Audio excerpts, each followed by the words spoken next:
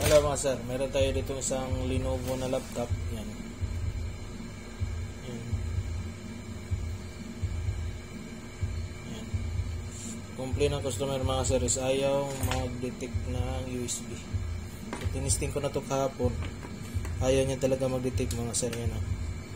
Ayaw umilaw ng USB ko. Itong USB ko tong mga sir is may laman to na Windows 10 OS. Gamit ko to pang reformat, reinstall ng operating system na Windows 10. So ayaw niya umilaw, may ilaw to. Pag sinaksak mo, ilaw talaga siya.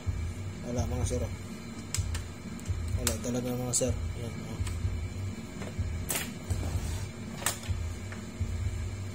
Ayaw niya talaga mag-detect mga sir. Kaya ito yung check natin kung bakit ayaw mag-detect. So bubuksan ko muna itong laptop na to.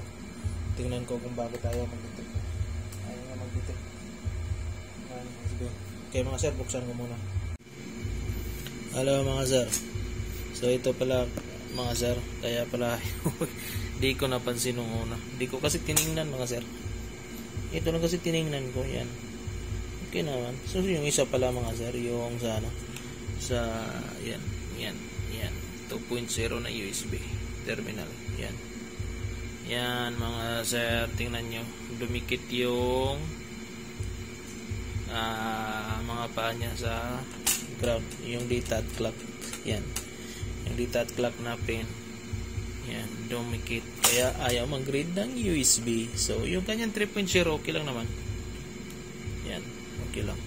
Itong 2.0 nya problemado. So ito, papalitan natin to para maging okay na. Okay, maraming salamat. Hello mga sir, ito na po siya mga sir. So yan, nagpalit na tayo ng USB port. Yan, kasi nga yung kanina pinakita natin is yung data at clock niya na pin. Yan o, dumikit sa ground kasi bali yung USB port niya. Excuse. Buti na lang yung positive, yung 5 volts hindi dumikit sa ground. Yung dumikit sa ground, yung ground mismo na pin, data at clock na pin, yung positive 5 volts wala, kaya hindi napiktuhan yung board, hindi na putol yung fuse. So yan, yan. Tapos nag-request yung customer na mga sir, reinstall na ang kanyang OS. So yan, re-reinstall natin to. Total delete ng drive, whole drive, para panibago talaga siya, para bagong-bago.